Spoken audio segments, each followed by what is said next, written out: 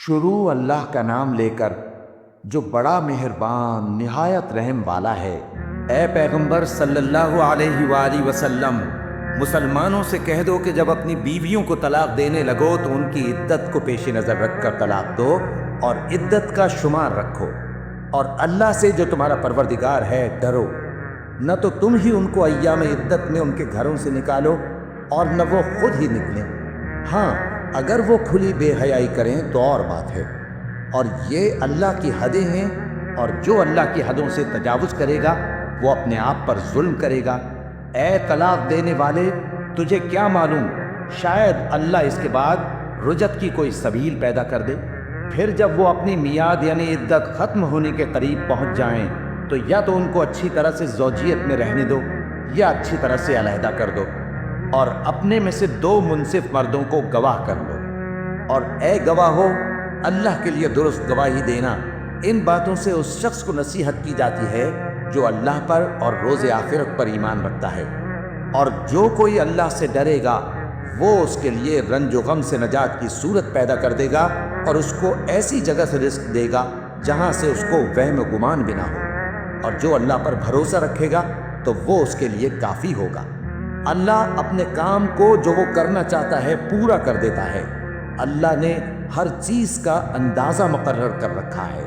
اور تمہاری طلاق والی بیویاں جو حیض سے نا امید ہو چکی ہوں، اگر تم کو ان کی عدت کے بارے میں شبہ ہو تو ان کی عدت 3 مہینے ہے، اور جن کو ابھی حیض نہیں آنے لگا ان کی عدت بھی یہی ہے۔ اور حمل والی عورتوں کی عدت وضع حمل یعنی بچہ جننے تک ہے، اور جو اللہ سے ڈرے گا اللہ اس کے کام میں سہولت پیدا کر دے گا۔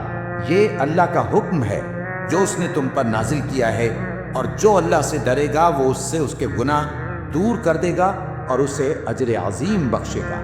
طلاق والی عورتوں کو ایام عدت میں اپنی حیثیت کے مطابق وہیں رکھو جہاں خود رہتے ہو، اور ان کو تنگ کرنے کے لیے تکلیف نہ دو، اور اگر وہ حمل سے ہوں تو بچہ پیدا ہونے تک ان کا خرچ دیتے رہو۔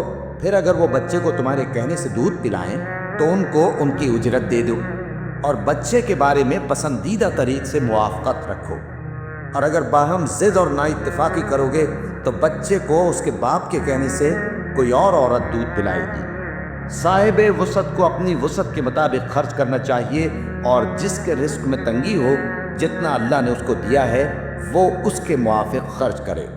اللہ کسی کو زیر بار نہیں کرتا مگر اسی کے لحاظ سے جتنا اس کو دیا ہے، اور اللہ عنقریب تنگی کے بعد آسانی کر دے گا۔ اور بہت سی بستیوں کے رہنے والوں نے اپنے پروردگار اور اس کے پیغمبروں کے احکام سے سرکشی کی تو ہم نے ان کو سخت حساب میں پکڑ لیا، اور ان پر ایسا عذاب نازل کیا جو نہ دیکھا تھا نہ سنا۔ سو انہوں نے اپنے کاموں کی سزا کا مزہ چکھ لیا، اور ان کا انجام نقصان ہی تو تھا۔ اللہ نے ان کے لیے سخت عذاب تیار کر رکھا ہے۔ تو اے عقل والو جو ایمان لائے ہو، اللہ سے ڈرو۔ اللہ نے تمہارے پاس نصیحت بھیج دی ہے، یعنی ایسے پیغمبر جو تمہارے سامنے اللہ کی واضح آیتیں پڑھتے ہیں، تاکہ جو لوگ ایمان لائے اور عمل نیک کرتے رہے ہیں ان کو اندھیروں سے نکال کر روشنی میں لے آئیں، اور جو اللہ پر ایمان لائے گا اور عمل نیک کرے گا وہ ان کو جنتوں میں داخل کرے گا جن کے نیچے نہریں بہہ رہی ہیں، وہ ہمیشہ ہمیشہ ان میں رہیں گے۔ اللہ نے ان کے لیے کیا خوب رزق رکھا ہے۔ اللہ ہی تو ہے جس نے 7 آسمان پیدا کیے